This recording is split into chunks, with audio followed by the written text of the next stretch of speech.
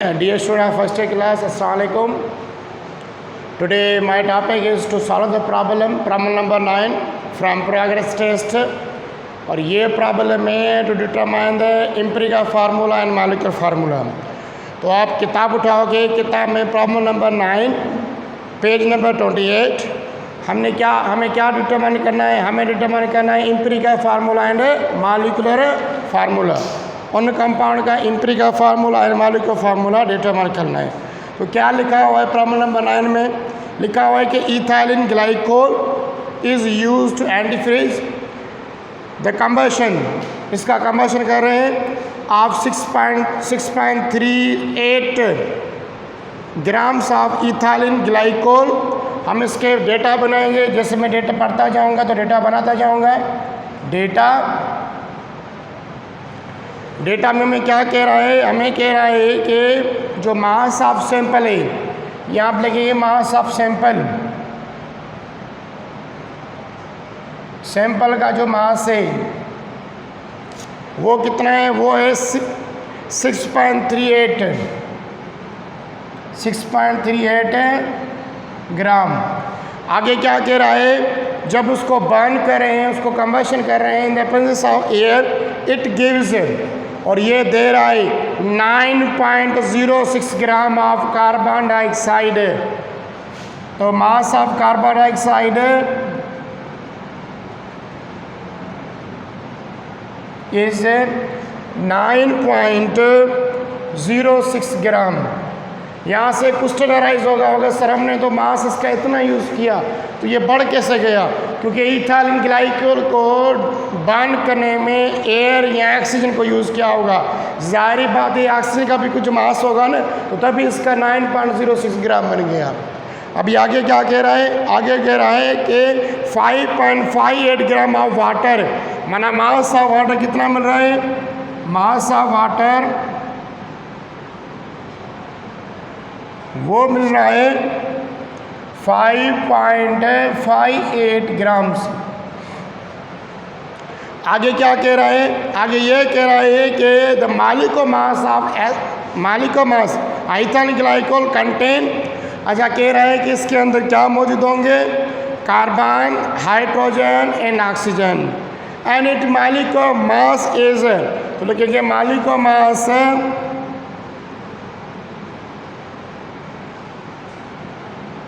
Of sample वो कितना है? वो है 62। आगे क्या कह रहा है? Find the empirical and molecular formula. तो कह रहे हैं फाइंड द, माना एम्पिरिकल फार्मूला इस कंपाउंड का डिटरमाइन करना है, मॉलिक्यूलर फार्मूला भी इस कंपाउंड का डिटरमाइन करना है। अच्छा क्या कह रहा है? अच्छा ये कह रहा है कि इथाइलिन ग्लाइकोल, मैं यहाँ पे क्वेश्चन लिख रहा हूँ, ग्लाइकोल को बर्न करें ऑक्सीजन की मौजूदगी में, तो हमें ये दे रहा है कार्बन डाइऑक्साइड, वाटर। इसका कह रहा है कि अगर इसके हम कितने ग्राम यूज़ करें? इसके यूज़ करें 6.38, तो हमें ये कितना मिल रहा है? ये मिल रहा है 9.06 ग्राम, और ये मिल रहा है 5.58 ग्राम से। हमसे ये पूछ रहा है कि जब इसको कंबशन करा रहे हो इथाइलिन ग्लाइकोल को, तो हमें ये चीज़ें मिल रही है, कार्बन डाइऑक्साइड इतने ग्राम मिल रहा है, वाटर इतना मिल रहा है। इस डेटा को यूज़ करके हमें इन इथाइलिन ग्लाइकोल का empirical formula and molecular formula determine करना है। पहले तो आप ये डेटा लिखोगे। डेटा लिखने के बाद आपको मैंने सिंपल तरीका बताया होता कि आप बनाओगे टेबल। तो टेबल क्यों बनाते हैं? टेबुलेशन फॉर्म इसलिए से बनाते हैं कि एक ही टाइम में हम वो सारे स्टेप करते हैं जो रेगुलर के लिहाज से चलते हों। अगर आप टेबुलेशन फॉर्म नहीं बनाओगे तो हर स्टेप अलग अलग करोगे, अलग अलग फार्मूला यूज़ करोगे, अलग अलग स्टेप करोगे। तो अच्छा ये है कि आप टेबल बनाओ, उन टेबल में एक ही स्टेप कंटिन्यू करते जाओ। अब मैं ये मिटाऊंगा, ये आपको पहले लिखनी है। लिखने के बाद आपको सॉल्यूशन लिख के, सॉल्यूशन के बाद बनानी है टेबल। टेबल फॉर्म में आपको वो सारा कुछ लिखना है जो स्टेप्स हैं। तो मैं अभी टेबुलेशन फॉर्म बना रहा हूँ, ये डेटा मिटाऊंगा।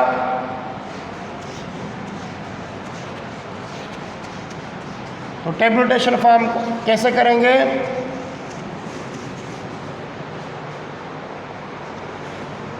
टेबुलेशन में हमें ये ख्याल करना है, स्टेप याद करना है। मैं यहाँ से बना रहा हूँ, ये पहला स्टेप जो जिसे हम लिखेंगे क्या क्या जिसे डिटरमाइन करें। दूसरे में ये कार्बन,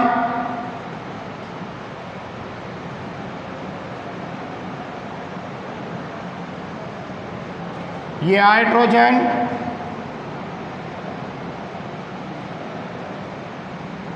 लास्ट बार आ जाएगा ऑक्सीजन।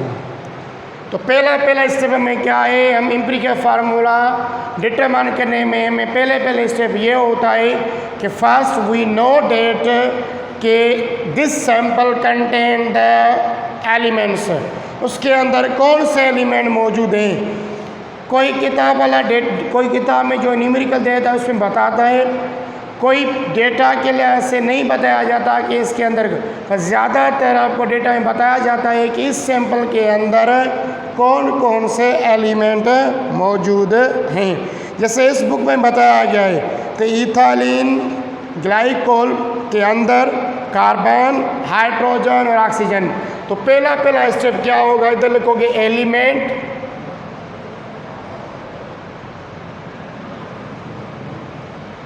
एलिमेंट्स कौन कौन से आपको वो लिखने पहले स्टेप में। तो कार्बन, इधर लिखोगे कार्बन, हाइड्रोजन,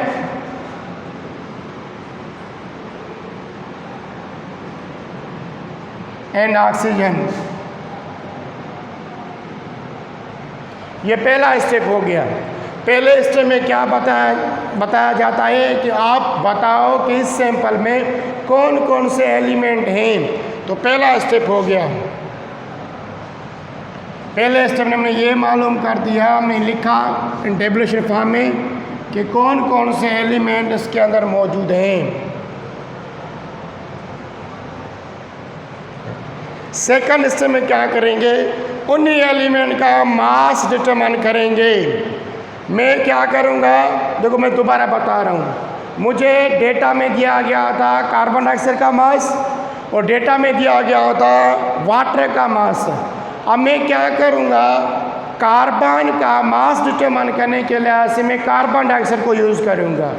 हाइड्रोजन का मास डिटरमाइन करने के लिहाज से मैं वाटर को यूज़ करूँगा।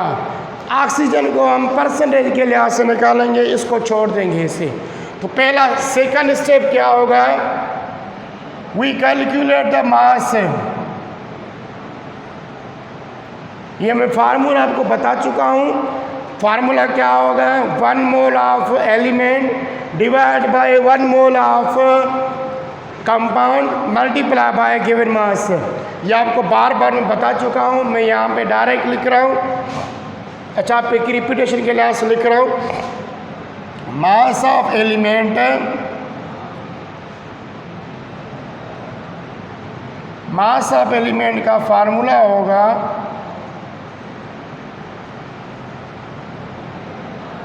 1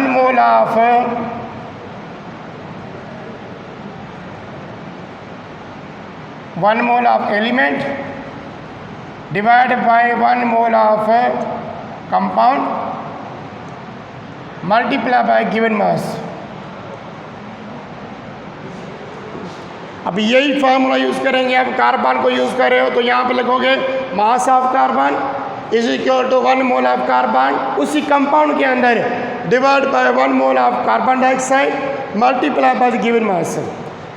तो भैया लिखो, ये इसका मास कैसे डिटरमाइन करेंगे, मास ऑफ एलिमेंट माना मास ऑफ कार्बन बराबर होगा 1 मोल। 1 मोल कार्बन के अंदर कितने ग्राम्स होते हैं सर, होते हैं 12। 1 मोल ऑफ कार्बन डाइऑक्साइड है, 1 मोल ऑफ कार्बन डाइऑक्साइड के अंदर होते हैं 44 ग्राम। ये मैं थोड़ा डायरेक्ट स्टेप कर रहा हूँ। Multiply by given mass of carbon dioxide, मैंने ये लिखा है मास ऑफ कार्बन डिटरमाइन करने के लिए ऐसे क्या होगा, 1 mole of carbon divide by 1 mole of carbon dioxide multiply by given mass of carbon dioxide. तो multiply by given mass of carbon dioxide कितना था, 9.06 ग्राम। अभी आप इसको सॉल्यूशन करोगे, मैं थोड़ा कैलकुलेटर के लिए इसको सॉल्यूशन कर रहा हूँ।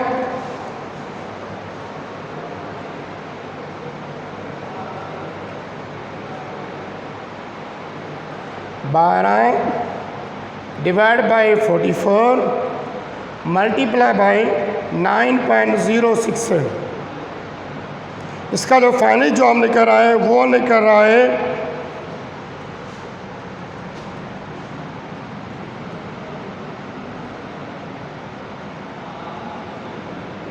2.47 ग्राम्स। ये किसके ग्राम्स मिले, ये मिले कार्बन के, माना कार्बन का मास इतना हो गया। अभी इसी तरीके से क्या करेंगे, मास ऑफ हाइड्रोजन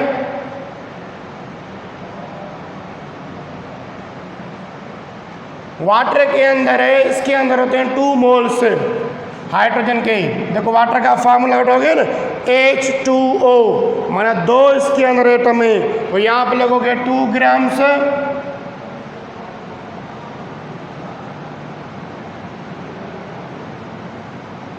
डिवाइड बाय 18 है किसका, वाटर का, multiply by the given mass of water. Water का कितना गिवन मास है, 5.58।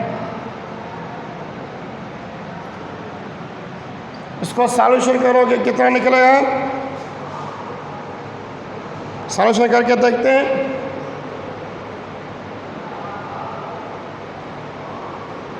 मल्टीप्लाई बाय इसका निकल रहा है 0.619 नेगेटिव चला है। इसको यूज डिटरमाइन नहीं करेंगे, इसको आगे परसेंटेज के लिए ऐसे डिटरमाइन करेंगे। तो सेकंड स्टेप में मैंने क्या किया, सेकंड स्टेप में मैंने मास डिटरमाइन किया।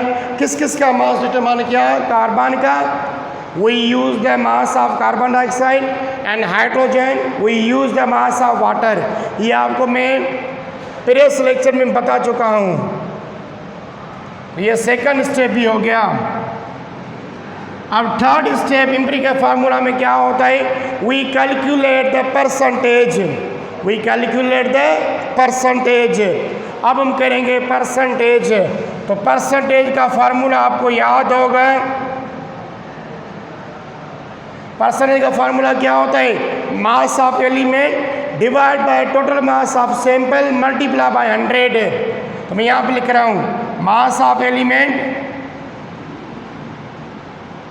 Divide by total mass of sample multiply by 100। अब मैं यहाँ पे लिख रहा हूँ किसकी परसेंट निकालूंगा, परसेंटेज ऑफ कार्बन। अब इसका देखो हर स्टेप दूसरे स्टेप में यूज होगा। मास ऑफ एलिमेंट लिखा हुआ है, मास ऑफ एलिमेंट, तो percentage of carbon means mass of carbon कितना होगा, 2.47।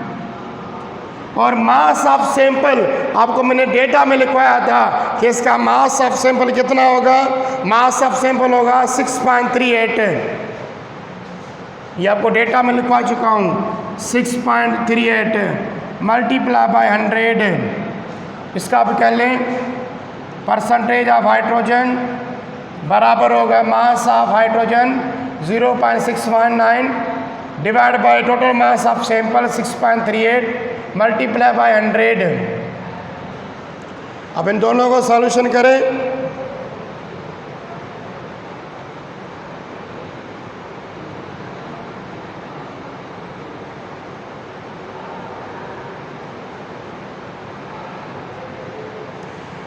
इसकी परसेंट निकली 38.71%। इसकी परसेंट निकालेंगे,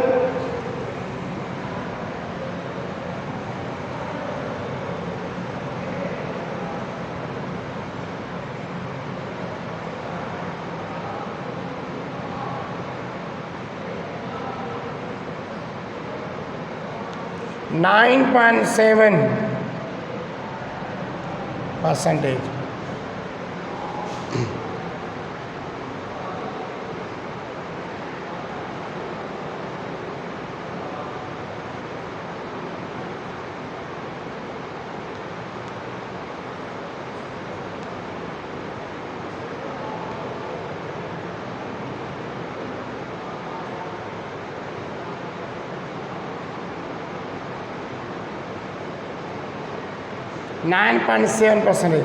अभी ऑक्सीजन की परसेंट कैसे निकालेंगे? क्योंकि 100 में से 100 minus the percentage of carbon और हाइड्रोजन में से माइनस करेंगे इनको जमा करके, तो इसकी कितनी है 38.71 प्लस 97% हाइड्रोजन की।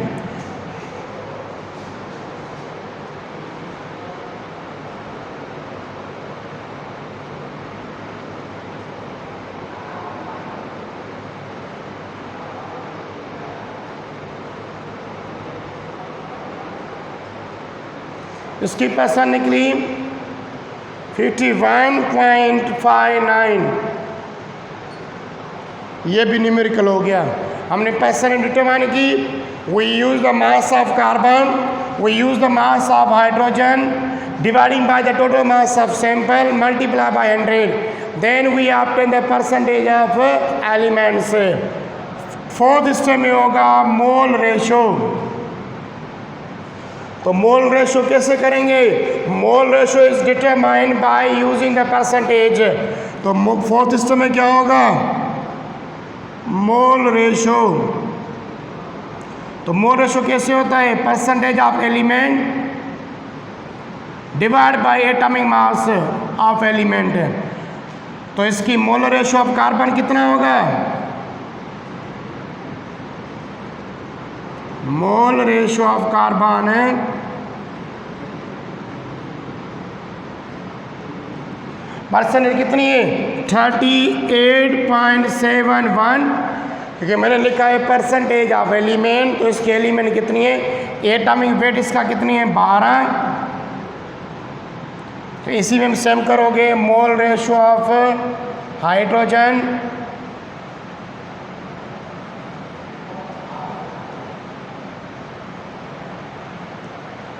परसेंटेज कितनी है 9.1 मल्टीप्लाई बाय 1। इसका कैसे होगा? Mole ratio of hydrogen oxygen इसकी है 51.59 डिवाइड बाय 16। अब इन दोनों को सॉल्व डिवाइड करें।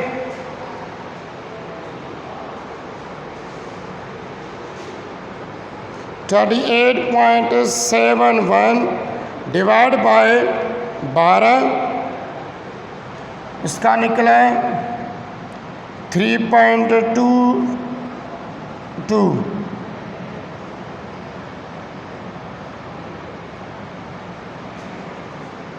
ये सेम रहेगा 9.7। इसको करें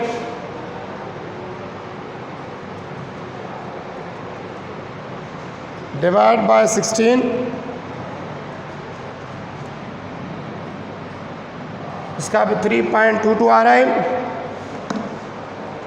अभी हम डिवाइड करेंगे इनमें से, इन दोनों तीनों में से जो सिंपलेस्ट रेशो होगा। लास्ट में क्या होता है?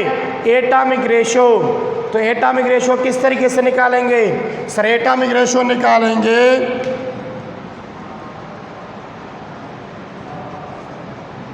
इन तीनों में से जिसका मोलर रेशो बिल्कुल कम होगा वो सारों के साथ डिवाइड करेंगे।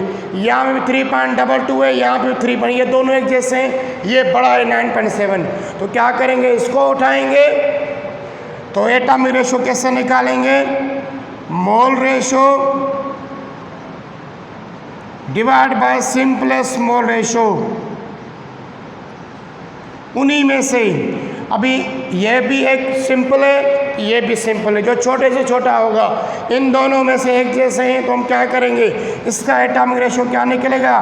3.22 डिवाइड बाय 3.22, क्योंकि जो सिंपलेस्ट मोलर रेशियो निकला है वो 3.22 निकला है। इसको भी करेंगे किसके साथ, 9.7 डिवाइड बाय 3.22, इसको भी डिवाइड करोगे 3.22 डिवाइड बाय 3.22, क्योंकि ये दोनों एक जैसे कम भी हैं हाइड्रोजन से। इसका निकलेगा 1, इसका निकलेगा अबाउट 2.99, तो 3 के बराबर, इसका निकलेगा 1, तो इनका निकलेगा एटॉमिक रेशो। कार्बन कितना निकला 1, हाइड्रोजन के कितने एटम निकले, सिंपलेस्ट रेशो कितने निकले, वो निकले हमारे 3, ऑक्सीजन के कितने निकले 1, तो इसका एम्पिरिकल फार्मूला क्या होगा फाइनली, तो फाइनली जो इसका एम्पिरिकल फार्मूला होगा हम निकालेंगे सर, एम्पिरिकल फार्मूला होगा इनका, लास्ट में लिखोगे empirical formula of ethylene glycol is equal to C, carbon 1, hydrogen 3 और ऑक्सीजन 1। ये इसका एम्पिरिकल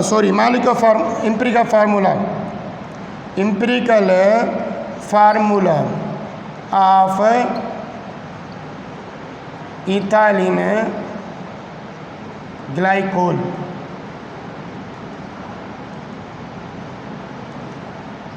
ये इसका फार्मूला, ये निकल गया। आपकी बुक में भी यही जवाब है। ये हमने किया प्रोग्रेस टेस्ट का प्रॉब्लम नंबर 8। अभी इस डेटा को यूज़ करके आप खुद इसका मॉलिक्यूलर फार्मूला डिटरमाइन कर सकते हो। तो मॉलिक्यूलर फार्मूला कैसे डिटरमाइन करेंगे, molecular formula is equal to empirical formula multiply by n, तो n का वैल्यू निकालेंगे वो निकलेगा 2, तो डायरेक्ट यहाँ पे रखोगे तो इसका वैल्यू निकल जाएगा मॉलिक्यूलर फार्मूला इस तरीके से। तो मैं यहाँ पे कर रहा हूँ, इसका एम्पिरिकल मॉलिक्यूलर फार्मूला होगा एम्पिरिकल फार्मूला ओवर n, तो n का जो वैल्यू निकलेगा वो हम निकलेगा 2, आप करके देखोगे निकल जाएगा 2। तो एम्पिरिकल फार्मूला बराबर होगा, और मॉलिक्यूलर फार्मूला एम्पिरिकल फार्मूला कितना है CH3O ओवर 2, इसके साथ करोगे तो ये C2H6O2, ये हो गया इसका मॉलिक्यूलर फार्मूला। तो हमने क्या क्या किया आज हमने प्रॉब्लम नंबर 8 किया प्रोग्रेस, और प्रॉब्लम नंबर 9 प्रोग्रेस टेस्ट में से, जिसमें क्या कह रहा था, हमने डेटा दी गई थी, उस डेटा के मुताबिक कह रहा था कि इसका empirical formula and molecular formula determine करो with respect to the data. हमने डिटरमाइन किया, स्टेप बाय स्टेप किया, और थोड़ा जल्दी किया है, इस वजह से किया है क्योंकि प्रेस लेक्चर में ये स्टेप मैं रिपीट कर चुका हूँ, तो मैं थोड़ा इनमें स्टेप वही लिखें पर थोड़ा टाइम कम लिया है। आप देखोगे तो आप समझ में आ जाएगा कि ये सारे स्टेप पहले जो हमने किए हुए उन्हीं को हमने यूज़ किया है। तो आज इसका इथाइलिन ग्लाइकोल का एम्पिरिकल फार्मूला निकला CH3O1, और मॉलिक्यूलर फार्मूला इसका निकला C2H6O2, ये इसका हो गया मॉलिक्यूलर फार्मूला। अभी नेक्स्ट लेक्चर जो होगा वो होगा कुछ रिलेशनशिप पढ़ेंगे, उसके बाद चैप्टर हो जाएगा वाइंड अप।